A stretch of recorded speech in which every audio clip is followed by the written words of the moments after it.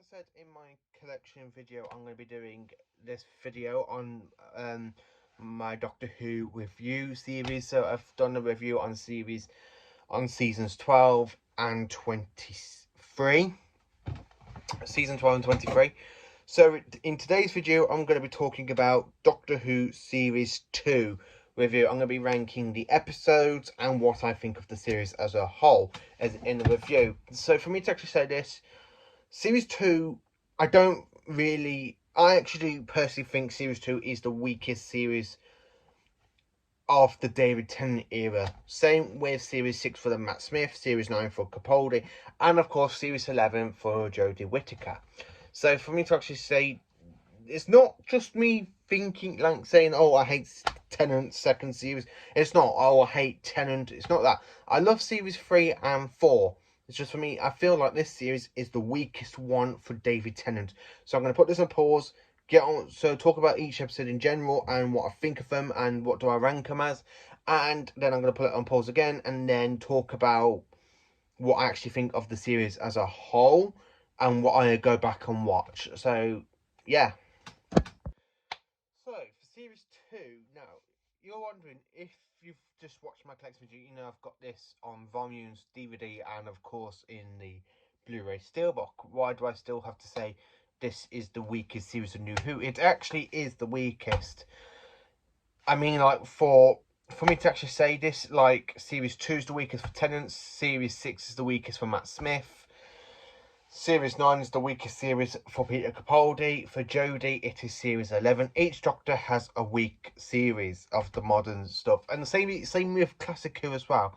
Some Doctors suffer with a weaker series, like for Peter Davison, Season 19 is the weakest, where his strongest is Season 21. Tom Baker, his strongest is his first 3 seasons, where Season 15 and 17 are his actual weakest. So each season of each Doctor does have a weak series, or season. But for me, Series 2 is the weakest for David Tennant. So let me explain to you why. So in the very first episode we have in Series 2 is the Christmas invasion. I would actually class this in with Series 1, but for some reason with Series 2, it's in Series 2. So for the Christmas invasion, the Doctor just spends a lot of time in bed. Okay, admittedly he has just regenerated, but if you watch some of the other Doctors' very first episodes, none of them are in bed for a incredibly a lot of episodes. I mean, he's only in this episode, what, the last 10 to 15 minutes of it? It is the actual weakest Christmas special. It's the first Christmas special we have, but again, it still feels like it's the weakest Christmas special. Not the actual weakest, probably. I mean, the weakest for me will have to be the End of Time Part 2. But in the suggestion, the Doctor is actually just in bed for most of this episode, and then the next episode we have New Earth. Now, this one again isn't a really strong series opener. I mean, with Series 1 we have Rose, Series 3 Smith and Jones, and Smith and Jones is a lot stronger than this episode. So we go to New Earth, we meet Cat People, the Face of Bows back in this, and of course Cassandra. Now, Cassandra is a lot better in Series 1 than she is in this episode, especially when she takes over Rose's mind. I actually do like the kind of mind swap between Rose and Tennant with Cassandra, and then she goes to one of the ill people where she goes, "Sweet Lord, I look disgusting." And then when she goes, when she jumps into Tennant's body, she goes, my, goodness me, I'm a man. So many parts, unhardly used. It's just a bit funny when you got David Tennant doing that, and with Billie Piper, but it's not really the strongest episode. I mean, Teeth and Claw, I cannot find a fault. Teeth and Claw is a scary, horrific kind of modern episode. You got an alien werewolf, Queen Victoria. What more do you need? It's just such a good episode. Cannot fault this episode, Teeth and Claw. Not to the perfect teeth. It's still fantastic as well. And School Reunion. Now, School Reunion introduces Sarah Jane Smith to the new era of Doctor Who.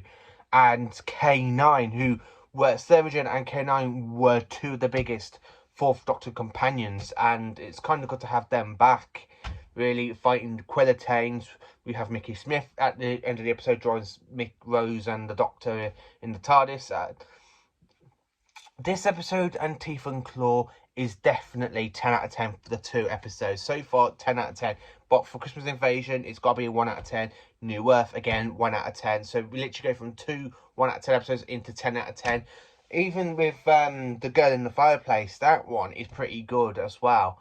And that's a 10 out of 10. So, yeah, 10 out of 10 for them 3 episodes. And, of course, we have amazing 2-parter, which is Rise of the Cybermen and Age of Steel. And now, Age of Steel and Rise of the Cybermen, for me, are phenomenal. They are the best Cybermen 2-parter from the modern series. And for me to actually say this, it is actually 10 out of 10 again for this episode, for the 2 episodes. I cast them as a whole episode because it's a 2-parter. But again, it is just 10 out of 10. I love the Cybermen. I do find them like a bit slow and doing like the whole marching thing where you go down like that. It's I prefer the Cybermen in classic era than I do to the modern era, but this one is just a fantastic episode for the Cybermen, which are literally 10 out of 10.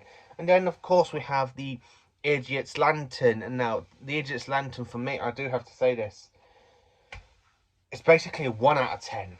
I don't like this episode, especially when you got that alien going, "Feed me!" Oh, for fuck's sake, sounds like that. Sounds like that horror film, Little Shop of Horrors, with the plants. She just carries on going, "Feed me," and she steals people's faces. It's not a really good actual episode. This one I've only watched a couple of times. It's not really the one I go back and look on for the Tennant era, mainly for Series 2, because as I said, Series 2 I find is the weakest David Tennant series. And this is one of the episodes I don't really go back for. I mean, literally for the series, I literally go back for Teeth and Claw, Score of Reunion, the Cybermen 2-parter, which is Rise of the Sun and Age of Steel, I just mentioned. And of course, we have the amazing 10 out of 10 episodes in this in the next slot as well, which is The Impossible Planet and Satan's Pit. And now that one is my favourite 2-parter. It is an absolutely fantastic 2-parter. I love it. The Ood, the Beast, the TARDIS pulls into the kind of planet, and a planet orbiting a black hole, and it's an actual prison planet for the Beast. It is just such a fantastic 10 out of 10 episode. It really is. But again, with the next episode, which is Love and Monsters, this one's a 0 out of 10. I mean, this one I just don't go back and watch. I only watch it if I'm watching the full series on the Blu-ray range. But I don't really watch it on. Like I said, I got this on the Vimeo and of course on the box set, and I don't really go back and re-watch them. I mean, Vimeo is just random episodes. The box set on DVD is just for me to watch. I don't even know why. I actually do watch this one, but I mainly watch Series 2 for the Blu-ray because it's a lot better on Blu-ray, and it's kind of cool to own them 3 times, really. But the Love and Monsters has got to be the worst episode of Series 2. That and The Idiot's Lantern and New Earth. Those 3, boom, straight away. Nope, worst episodes. And then, of course, we have Fear Her. Again, this one's a 0 out of 10 for me. And I'm sorry for all you Tennant fans, but I just don't like the Doctor and Rose's chemistry, and that's another thing I'll bring up after I've done like the episodes, what I think of them. Again, this one's a 0 out of 10. And then, of course, we have Army of Ghosts and Doomsday. We don't need to say Aliens of London there, but no, Army of Ghosts and Doomsday, Cybermen versus Daleks. Now, Army of Ghosts, I have to say this on a separate occasion, is a 7 out of 10 because the plot's there, it's getting good. We have Ghosts turning into Cybermen at the end, and then you have the Daleks. But of course, Doomsday is literally 10 out of 10. So for me to actually say this, for this series, for 10 out of 10 episodes, it's got to be Teeth and Claw, Score of Reunion, Girl in the Fireplace, Rise of the Sun, Age of Steel, The Sudden's Pit, and The Sudden's Pit and The Impossible Planet. Army of Ghosts and Doomsday, where the weakest stories of this season has got to be Christmas Invasion, New Earth, Idiot's Lantern, Love and Monsters, and Fear Her. 5. And this is a 13-part series. And again,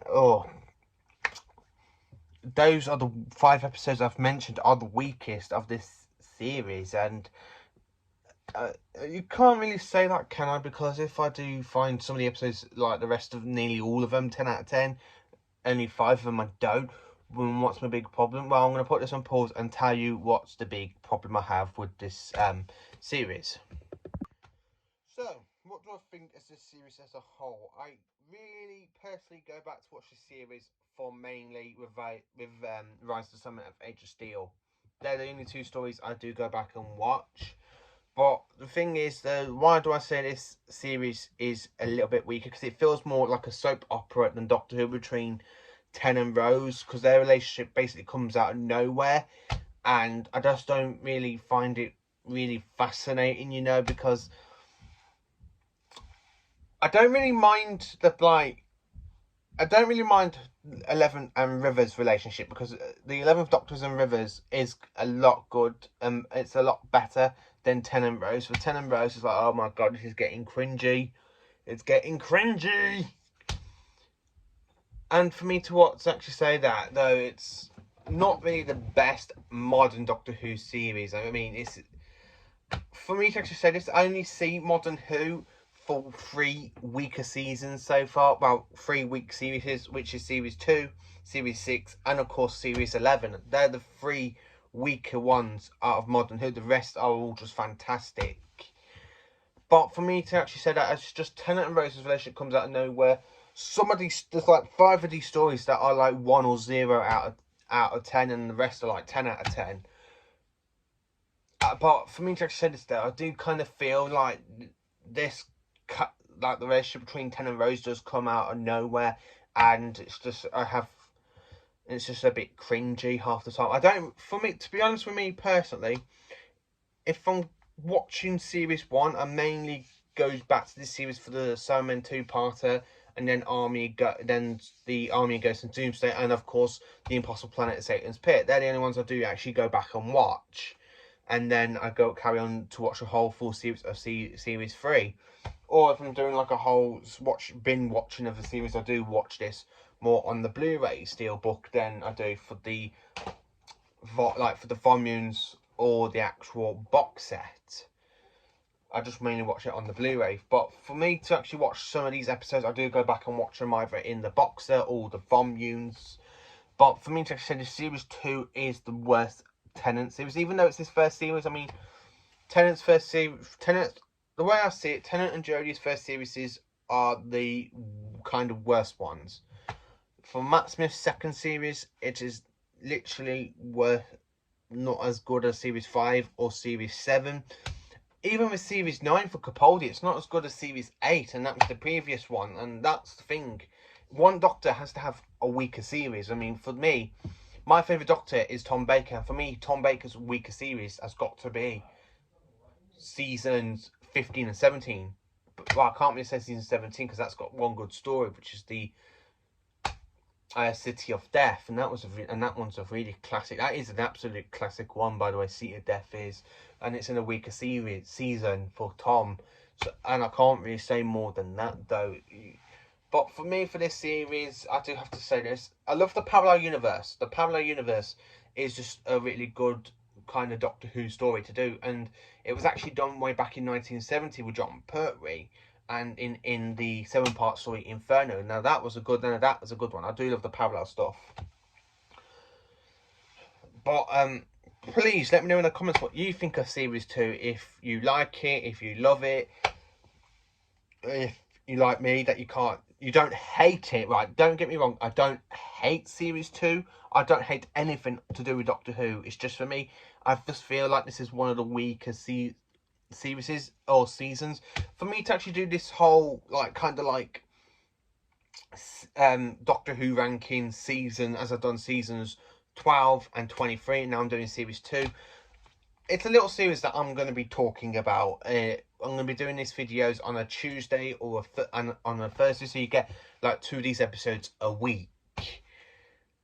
And for me to actually say this, though, for me to actually turn around and say Series 2 is the weakest one for Tennant, but it's not that bad, though, because I still love Series 3 and I love Series 4. Don't get me wrong, Tennant is still a good Doctor. It's just Series 2, it feels like it's his weakest. And of course, it's just because of the lovey-dovey stuff between him and Rose and some of the episodes.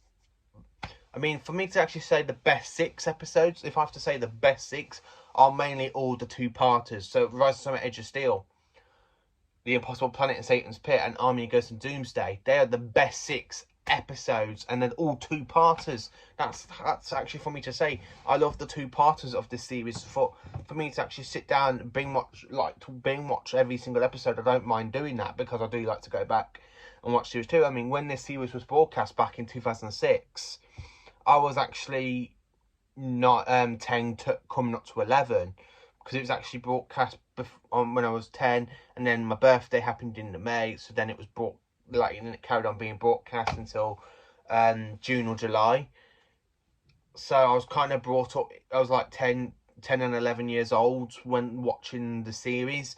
So, and I did used to love it, but for me to go back now, and I'm 24 years old, I'm coming up to 25 in May, but for me to go back, watch series 2 and say, yeah, I can't believe this used to be my favourite series for David Tennant. It really isn't. Series 4 is more my favourite for Tennant.